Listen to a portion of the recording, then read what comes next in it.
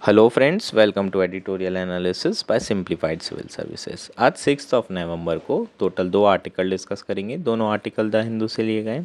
First article जो discuss किया जाएगा वो है rising STEM research demand revitalise education. बहुत अच्छा आर्टिकल है, किस तरीके से हम बच्चों के बेसिक नॉलेज को इम्प्रूव करें जो हायर एजुकेशन इंस्टीट्यूशन में एडमिशन ले रहे हैं और यहाँ से निकल रहे हैं, तो उन्हें एम्प्लॉयबल कैसे बनाया जा सकता है। नेक्स्ट आर्टिकल जो डिस्कस करेंगे वो है solemn promise. Recently Jammu and Kashmir में नेशनल कॉन्फ्रेंस की गवर्नमेंट बनी है और असेंबली में एलजी का संबोधन हुआ है, जिसमें उन्होंने जम्मू एंड कश्मीर के स्टेटहुड को रीस्टोर करने की बात की गई है। उसी से रिलेटेड ये आर्टिकल है। बहुत अच्छा आर्टिकल है, अच्छे से समझेंगे जम्मू एंड कश्मीर की सिचुएशन को। अगर आपको हमारा एनालिसिस पसंद आ रहा है तो प्लीज़ लाइक करें, कमेंट करें, शेयर करें, सब्सक्राइब करें। अगर आपको इसकी पीडीएफ चाहिए तो भी आप हमारा टेलीग्राम चैनल ज्वाइन कर सकते हैं, जिसकी लिंक नीचे प्रोवाइड की गई होगी। आइए शुरू करते हैं हमारा एनालिसिस। हमारा फर्स्ट आर्टिकल है rising STEM research demand revitalised education. यह आर्टिकल द हिंदू में आया है और GS2 एजुकेशन मेंस के पर्सपेक्टिव से काफ़ी इम्पोर्टेंट आर्टिकल है। एसए के पर्सपेक्टिव से भी रिलेटिवली काफ़ी इम्पोर्टेंट है। सो आर्टिकल शुरू करते हैं। Higher education institution in India face significant challenges. While private engineering college, the newer IITs and the university have expanded access to education over the last few decades. Study shows that a vast majority of students graduating from this college lack basic skills that are required by industry. So India में जो higher education institution है वो बहुत सारे challenges face कर रहे हैं। Specially जो रीसेंट स्टडी हुई है उसमें ये पता चला है कि मेजॉरिटी ऑफ स्टूडेंट्स जो कि ग्रेजुएट हो रहे हैं न्यूअर आईआईटी से या फिर प्राइवेट इंजीनियरिंग कॉलेज से और जो न्यू यूनिवर्सिटीज़ खुली है उससे, उनके पास कोई भी बेसिक स्किल्स नहीं है जो कि इंडस्ट्री में यूज़ हो सके और इसलिए ये बच्चे एम्प्लॉयबल भी नहीं हैं। Research institutes have also voiced concern about the quality of student who wish to pursue higher studies. अब यही बच्चे इंजीनियरिंग कर लिए, बीई कर लिए, बीटेक कर लिए, उसके बाद एमटेक करते हैं, रिसर्च में जाते हैं, पीएचडी करते हैं। तो जो रिसर्च इंस्टीट्यूशन है उन्होंने भी ये कंसर्न रेस किया है कि ये जो बच्चे आ रहे हैं इंजीनियरिंग करके, इनके पास बेसिक स्किल तो है नहीं, बेसिक कंसेप्ट क्लियर नहीं है, ये किस तरीके से रिसर्च कर पाएंगे। While industry and premier research institutions have managed with top students from this college, there is a problem now. Across various sectors, there is a struggle to find students who are skilled, and it is alarming that the number of students pursuing higher education has dwindled. So, problem ये हो गई है कि जो research institution है वहाँ पर skilled बच्चे ही नहीं पहुँच पा रहे हैं। ना इंडस्ट्री को स्किल्ड बच्चे मिल रहे हैं और ना ही रिसर्च इंस्टीट्यूशन को, जिनके पास बेसिक नॉलेज नहीं है वो लोग जाके रिसर्च करने लगे हैं और इंडस्ट्री में ऐसे बच्चे जो है एम्प्लॉयबल नहीं होते, उन्हें दोबारा से ट्रेनिंग देनी पड़ती है और ओवरऑल जो कॉस्ट होती है एम्प्लॉय के ऊपर वो बढ़ जाती है कंपनीज़ की। At this rate the institution which are already grappling with the issue of faculty shortages will face even greater challenges in the year ahead. So अगर इसी तरीके से चलता रहा तो जो इंस्टीट्यूशन जहाँ पर फैकल्टी शॉर्टेजेस है, ऑलरेडी फैकल्टी इश्यूज़ है, वहाँ पर और भी ज़्यादा चैलेंजेस उनको फेस करना पड़ेगा। और फैकल्टी इशू है इसका मतलब फैकल्टी है नहीं तो स्टूडेंट्स को पढ़ाएगा कौन? स्टूडेंट्स को नहीं पढ़ाएंगे तो बेसिक स्किल कहाँ से डेवलप होगी? Large sum of money announce for initiative such as quantum computing, cyber security, artificial intelligence could go unutilised in the absence of qualified talent. So खूब सारा सरकार ने पैसा जो है अनाउंस की हुई है इनिशिएटिव्स के लिए जो कि क्वांटम कंप्यूटिंग से रिलेटेड है, जो इमर्जिंग टेक्नोलॉजी से रिलेटेड है, आर्टिफिशियल इंटेलिजेंस से संबंधित है। ये सारे विषयों में या सब्जेक्ट्स में पढ़ने के लिए टैलेंटेड बच्चे ही नहीं हैं, तो फिर हमारे पास ह्यूमन रिसोर्स तैयार कैसे होगी? और इस रिवॉल्यूशन में भी, इंडस्ट्रियल रिवॉल्यूशन 4.0 में भी हम पीछे रह सकते हैं अगर ह्यूमन रिसोर्स नहीं होगा तो। शुरू कर लेते हैं अब क्या क्या इश्यूज़ हैं, इस मेन जो रूट कॉज प्रॉब्लम है वो क्या है और सॉल्यूशंस क्या हैं। यहाँ पर प्रॉब्लम और सॉल्यूशन दोनों दिए हुए हैं, 2 प्रॉब्लम है 2 सॉल्यूशंस दिए हुए हैं। बहुत अच्छा आर्टिकल है। The root cause lies in the quality of training in teaching institution. Many faculties are products of their own institution and are often pressure to chase paper and patents for their college to maintain their ranking, often at the expense of scholarship and pedagogy. So जो problem है वो root cause of problem क्या है कि जो faculties हैं वो इसी इंस्टीट्यूशन से ही सिलेक्ट होती हैं। क्या होता है, जनरली आप जहाँ पीएचडी करते हो वहीं आपका जो मेंटोर होता है वो जब भी कोई वैकेंसी निकलती बता देता है और इन्हीं बच्चों को फैकल्टी बना दिया जाता है। अब जब आप इस इंस्टीट्यूशन से फैकल्टी बन के निकलते हो तो आपका सारा फोकस किन चीज़ों पे रहता है कि किस तरीके से मैं पेपर्स, रिसर्च पेपर लिख सकूं। अगर मैं पेपर लिखूंगा तो जो रैंकिंग है इंस्टीट्यूशन की वो मेंटेन रहेगी। स्पेशली जितने भी दिल्ली के कॉलेजेस हैं वहाँ पर इसी तरीके से प्रेशर भी दिया जाता है फैकल्टीज़ को कि आप रिसर्च पेपर पे ज़्यादा ध्यान दीजिए। अब सारा फोकस रिसर्च पेपर बनाने पे रहता है, पेटेंट्स रजिस्टर कराने पे रहता है। सो ऐसे में जो मेन पर्पस है टीचिंग करना उसे तो आप अवॉइड ही कर दे रहे हो, इग्नोर कर दे रहे हो। सो जो पेडागॉजी है उस पर कोई फोकस ही नहीं है। पेडागॉजी का मतलब क्या है, it's a way of teaching, है ना, किस तरीके से आप बच्चों को पढ़ा रहे हैं, इसे इसे पेडागॉजी कहा जाता है। इसके ऊपर आपका कोई फोकस नहीं है। अब जब बच्चों पर फोकस नहीं है और उनको पढ़ाने पे फोकस नहीं है तो ऑब्वियसली उन्हें बेसिक स्किल्स मिलेगी कहाँ से। This result in a poor quality graduate with a domino effect on quality standards, research output and faculty quality. So obviously इससे जो ग्रेजुएट्स निकलेंगे वो पुअर क्वालिटी ग्रेजुएट निकलेंगे। यही पुअर क्वालिटी ग्रेजुएट इंडस्ट्री में जाएंगे, उन्हें जॉब नहीं मिलेगी, बड़े मुश्किल से जॉब कर पाएंगे या फिर मिलेगी भी तो प्रोडक्टिविटी कम होगी। यही ग्रेजुएट रिसर्च में जाएंगे, रिसर्च में जाएंगे तो रिसर्च आउटपुट भी पुअर रहेगा क्योंकि इनको खुद ही कुछ नहीं आता। और फिर यही रिसर्च करने के बाद फैकल्टी बन जाएंगे, तो यही फैकल्टी बनेंगे तो जब इनको कुछ नहीं आता तो ये बच्चों को क्या पढ़ाएंगे। सो ओवरऑल ये पूरी साइकिल चल रही है जिसे ब्रेक करना बहुत ज़्यादा ज़रूरी है। While upskilling programmes, outreach initiative, internships and online courses could address the problem to some extent. These efforts are not scalable enough to meet ever increasing demand for skilled professionals. आप skilling programme चला सकते हैं बच्चों की skilled improve करने के लिए। Outreach initiatives शुरू कर सकते हैं, इंटर्नशिप शुरू कर सकते हैं। 6 महीने की इंडस्ट्री में इंटर्नशिप ले ली तो वहाँ पर आप स्किल सीख लो, है ना, और इंडस्ट्री रेडी बन जाओ। तो ये सब इनिशिएटिव्स हैं जिसके थ्रू बच्चों को बेहतर बनाया जा सकता है, पर ये स्केल हाई स्केल पर नहीं हो रहा है। इसका मतलब थोड़े बहुत बच्चों को आपने इंटर्नशिप दे दी, है ना, थोड़े बहुत बच्चों को इस अप स्किलिंग प्रोग्राम में इंक्लूड कर लिया, लेकिन हाई स्केल में नहीं हो रहा। जितने बच्चे ग्रेजुएट हो रहे हैं उनके लिए ये सारी चीज़ें नहीं हो रही। सो ओवरऑल जो है अगर हम देखें तो जो क्वालिटी है बच्चों की जो निकल के आ रही है लार्ज नंबर में अभी भी वो ख़राब है।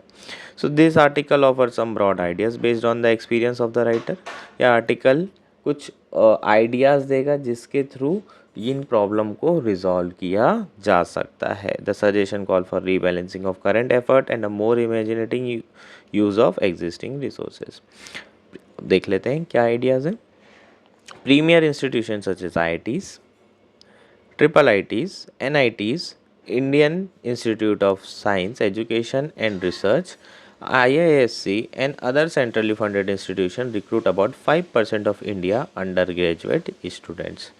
For instance, Bhubaneswar admit fewer than 60 students annually for its computer science program. In comparison, the private KIT University admit over 2,000 students a year for the same discipline. Similar comparison can be made between IIT Madras and private institutions such as SRM and VIT. This means almost all the students in the pipeline industry and research institution come from colleges where 95% of student studies.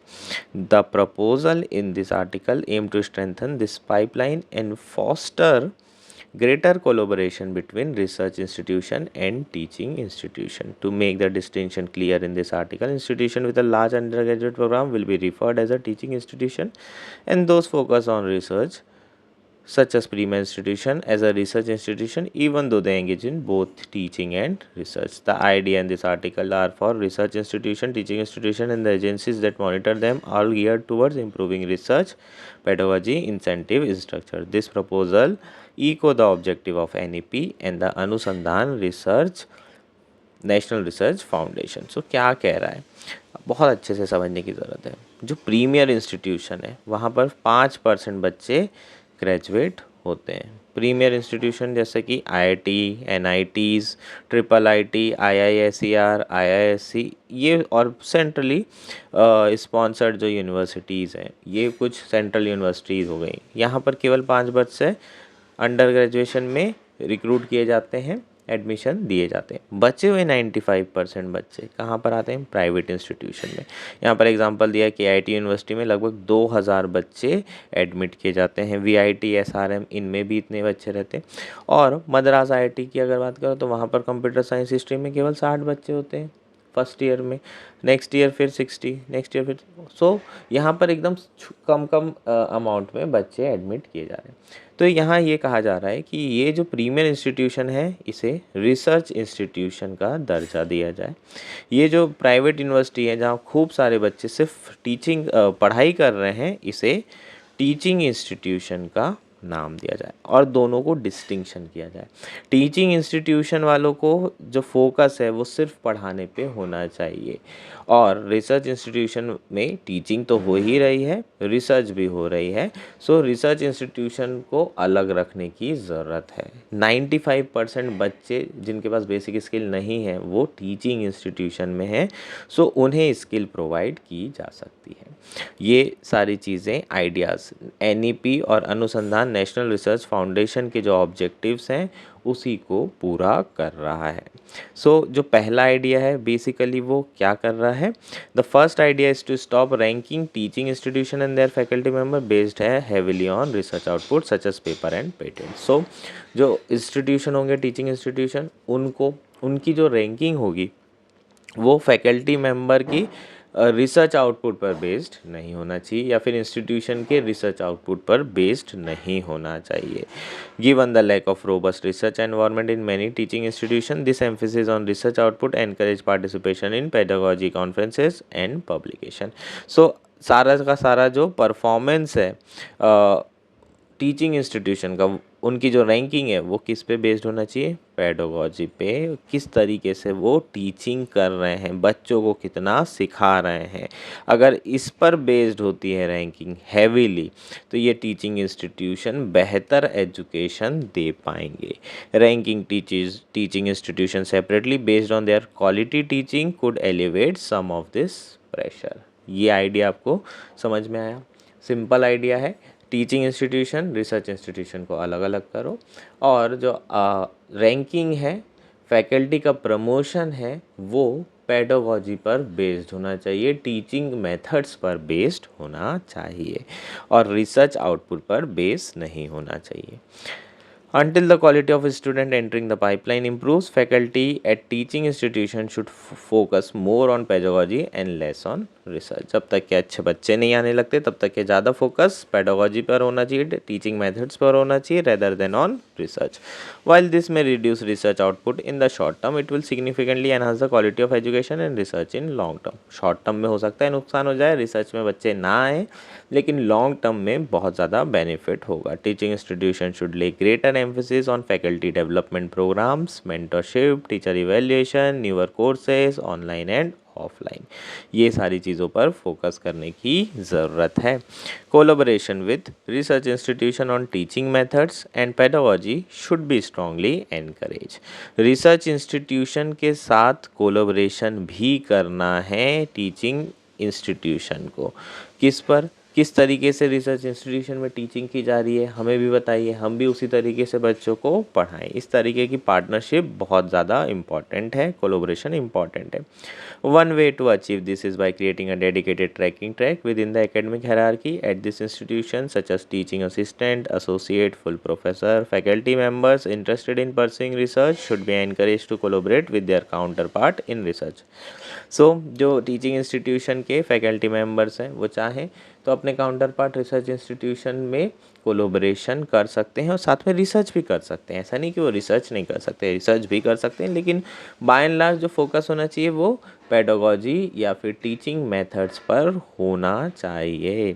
Funding agency can incentivise and mandate such collaborative project. The ANRF partnership for accelerated innovation and research programme already call for such initiatives. So faculty member क्या कर सकते हैं, teaching institution और research institution के दोनों collaborate कर सकते हैं। इस तरह के पार्टनरशिप ऑलरेडी जो है ANRF ने शुरू कर रखी, इस तरह के इनिशिएटिव ऑलरेडी शुरू किए जा चुके हैं। सो आपको पेयर इनिशिएटिव के बारे में क्वेश्चन आ सकता है क्या यूपीएससी में? बिल्कुल आ सकता है, प्रीलिम्स में आ सकता है, प्लीज़ इसको ध्यान रखेंगे।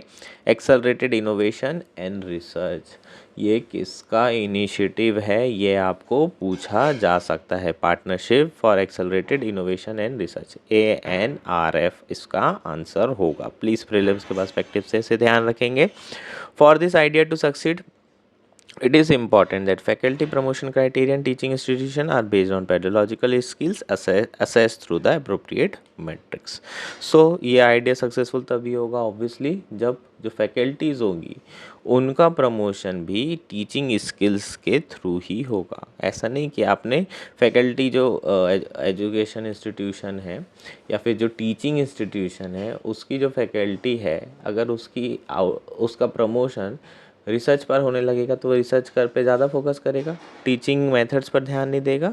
सो फोकस क्या होना चाहिए कि जितने भी फैकल्टी निकल रही टीचिंग इंस्टीट्यूशन की, उनका प्रमोशन उनकी टीचिंग मेथड के ऊपर रहे, ज़्यादा वेटेज टीचिंग मेथड को मिले। ऑब्वियसली रिसर्च को भी कुछ ना कुछ होना चाहिए। Now the second idea is for research institution to establish joint agreement with teaching institution.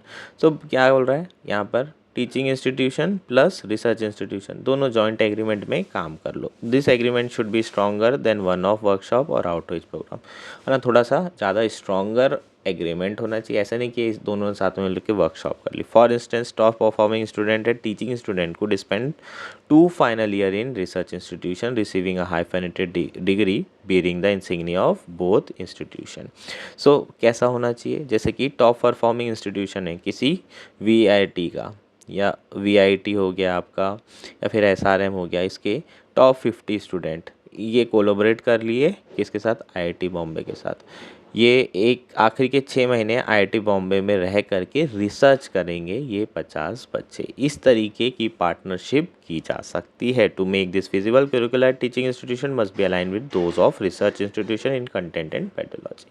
सो इन सारी चीज़ों को फिजिबल करने के लिए जो करिकुलम होगा वो कहीं ना कहीं रिसर्च इंस्टीट्यूशन से अलाइन होना चाहिए, उसी के जैसा होना चाहिए, कंटेंट में भी और टीचिंग मेथड्स में भी। Faculty from research institution can engage with their counterpart in teaching institution through regular workshop, on-site visits, hands-on training in the best pedagogical practices. Resource must be allocated to support this partnership as they will help reverse the decline in the quality of education teaching in undergraduate focused institution। So simple सी चीज़ है, इतना ही कह रहा है कि आप partnership कर लीजिए research institution वाले और टीचिंग इंस्टीट्यूशन वाले, और बच्चों को यहाँ पर कुछ वक्त बितवाइए, है ना। ये आखिरी के 6 महीने 1 साल यहाँ पर रहेंगे और इनको उसका कुछ सर्टिफिकेट भी दिया जाएगा, या फिर इन्हें एमटेक में एडमिशन भी दे सकते हैं, इंजीनियरिंग के बच्चे हैं तो। सो इस तरीके से ये पार्टनरशिप पॉसिबल की जा सकती है। इस तरह की चीज़ें ऑलरेडी हो रही है। NIT सूरत के जो बच्चे हैं सिविल इंजीनियर के 3rd ईयर के, वो last year final year IIT Bombay में जो है रहते हैं और ऑटोमेटिकली उन्हें एमटेक प्रोग्राम में एडमिट कर लिया जाता है। सो इस तरह की चीज़ें चल भी रही है। इसी तरह की चीज़ें इंडिया और बाहर के यूनाइटेड स्टेट्स के रिसर्च इंटेंसिव यूनिवर्सिटी के साथ भी पार्टनरशिप रखी। सो ऑलरेडी इस तरह की पार्टनरशिप हम फॉरेन यूनिवर्सिटी से कर रहे हैं, लेकिन इंडिया में अच्छे प्रीमियर रिसर्च जो इंस्टीट्यूशन है उसके साथ इस तरह के एग्रीमेंट्स नहीं हैं। तो ज़्यादा कुछ नहीं करना है, आइडिया बहुत सिंपल है। बस जो आइडिया हम all over the world level पर इम्प्लीमेंट कर रहे हैं उसे ही हमें इंडिया के लेवल पर करना है। बहुत सिंपल आइडिया, अगर ये करते हैं तो इसके थ्रू हमारा जो रिसर्च इंस्टीट्यूशन का आउटपुट है वो भी इम्प्रूव होगा और टीचिंग एजुकेशन और टीचिंग इंस्टीट्यूशन का आउटपुट भी इम्प्रूव होगा। ओवरऑल बच्चों के जो बेसिक स्किल्स हैं वो इम्प्रूव हो सकते हैं। ये जो प्रपोज़ल है इसमें ज़्यादातर हमने साइंस की बात की है, इंजीनियरिंग की बात की है, लेकिन ये जो आइडिया इक्वली एप्लीकेबल होगा आर्ट्स में, ह्यूमैनिटीज़ में और सोशल साइंस में। ये हमारा कंप्लीट आर्टिकल। होपफुली ये आर्टिकल आप सभी को पूरी तरीके से क्लियर हो चुका होगा। हमारा नेक्स्ट आर्टिकल है सोलम प्रॉमिस। ये आर्टिकल द हिंदू में आया है। GS2 पॉलिटी मेंस के पर्सपेक्टिव से इम्पॉर्टेंट है, GS3 इंटरनल सिक्योरिटी के पर्सपेक्टिव से, ऐसे के पर्सपेक्टिव से भी इक्वली इम्पॉर्टेंट है। रिसेंटली जो जम्मू एंड कश्मीर के लेफ्टिनेंट गवर्नर हैं मनोज सिन्हा जी, उन्होंने कहा है कि जल्द से जल्द यूनियन टेरिटरी को स्टेट में कन्वर्ट करने की ज़रूरत है। जम्मू एंड कश्मीर जो कि एक यूनियन टेरिटरी में बना दिया गया था 2019 में, इसे दोबारा स्टेट का स्टेटस देना बहुत ज़्यादा ज़रूरी है। ये बात जो लेफ्टिनेंट गवर्नर की आई है, ये कहीं ना कहीं जो नई रिजीम इलेक्ट हुई है उनकी डिमांड के तौर पर देखा जा सकता है और basically it is a retraction of the promise made by the centre.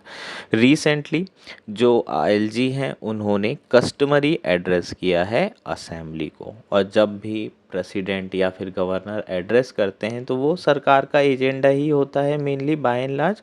और इसमें उन्होंने कहा है कि जम्मू एंड कश्मीर में जल्द से जल्द स्टेटहुड वापस रीस्टोर किया जाना चाहिए, और यही मेन आपकी न्यूज़ है। सो थोड़ा सा बैकग्राउंड देख लेते हैं जम्मू एंड कश्मीर के रिलेटेड इशू का। जम्मू एंड कश्मीर पहले स्टेट था, 370 आर्टिकल था। 2019 अगस्त में 370 आर्टिकल हटा दिया गया। जम्मू एंड कश्मीर में लद्दाख भी इंक्लूड था, लद्दाख को अलग करके यूटी बनाया, जम्मू एंड कश्मीर को एक यूनियन टेरिटरी बनाया। आर्टिकल 1 से 4 में इससे रिलेटेड प्रोविज़न है, किसी भी स्टेट को अलग किया जा सकता है, उसका एरिया तो ब्रेक किया जा सकता है। हालांकि इसे सुप्रीम कोर्ट में चैलेंज किया इसकी कॉन्स्टिट्यूशनलिटी को, 370 की कॉन्स्टिट्यूशनलिटी को एज अ परमानेंट और अ टेम्पररी प्रोविज़न चैलेंज किया गया, जिसमें सुप्रीम कोर्ट ने अपनी वर्डिक्ट सरकार के फेवर में दी, और जम्मू एंड कश्मीर अभी एज अ यूनियन टेरिटरी जो है एग्जिस्ट कर रहा है। हालांकि इसमें लेजिस्लेटिव असेंबली है जैसे दिल्ली में है, उसी तरीके से यहाँ पर भी इलेक्शंस कंडक्ट कराए गए। इलेक्शन हुए तो बहुत बड़े टर्नआउट हमें देखने को मिला है। बहुत सारे लोगों ने डेमोक्रेसी पर अपना फेथ रिपोज्ड किया है और माना है कि डेमोक्रेसी ही एकमात्र सॉल्यूशन है जम्मू एंड कश्मीर की प्रॉब्लम का। सो यहाँ पर अभी जो गवर्नमेंट है वो नेशनल कॉन्फ्रेंस की सरकार बनी है। ऑब्वियसली कांग्रेस इस पे गठबंधन में होगा, बीजेपी की सरकार नहीं है, लेकिन बीजेपी को भी बहुत अच्छे वोट्स मिले हैं जम्मू में। कश्मीर इलाके में ज़्यादातर वोट नेशनल कॉन्फ्रेंस को मिले हैं। सरकार नेशनल कॉन्फ्रेंस की बनेगी और अगले 4-5 साल तक के जो है डेमोक्रेटिक तरीके से जम्मू एंड कश्मीर में रूल किया जाएगा। अब जो इशू है वो स्टेटहुड का है। अब जो इस गवर्नमेंट है वो क्या चाहती है कि यूनियन टेरिटरी के पास तो पावर नहीं होती। अरविंद केजरीवाल को देखते ही हम लड़ते रहते हैं हमेशा सेंटर गवर्नमेंट से, तो इनका भी यही कहना है कि भाई हमारे पास तो इतनी पावर नहीं है, अब आप वापस स्टेटहुड दो। अब स्टेटहुड दोगे तब एटलीस्ट हमारे पास बेहतर पावर होगी और हम अच्छा गवर्नेंस दे पाएंगे। सो स्टेटहुड की बात की जा रही है। बस प्रॉब्लम क्या है? प्रॉब्लम ये है कि जम्मू एंड कश्मीर में सिक्योरिटी इश्यूज़ तो हम जानते ही हैं।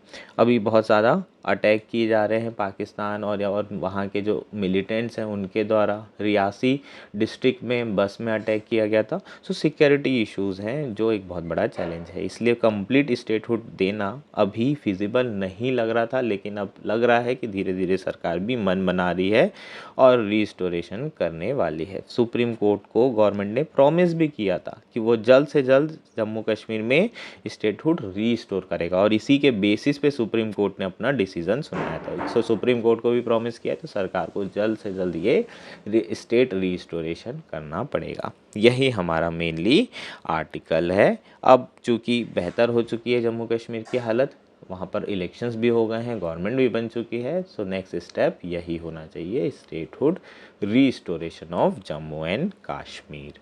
ये कंप्लीट आर्टिकल था। That's it for today. Thank you and enjoy your day.